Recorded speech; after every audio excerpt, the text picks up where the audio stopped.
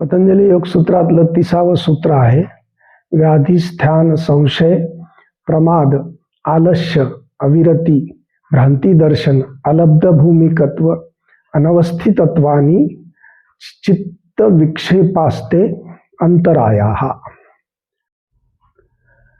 योग साधनेमध्ये आपल्या चित्ताला विचलित करणारे 9 प्रकारचे अडथळे असतात.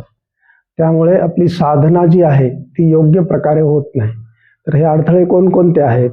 तर व्याधी म्हणजे शारीरिक अडथळा, स्थान म्हणजे मानसिक अस्वस्थता, संशय म्हणजे शंका, प्रमाद म्हणजे आपल्याला माहीत असतानाही तीच चूक पुन्हा पुन्हा करणं, आलस्य म्हणजे आळस आपल्या अंगातला,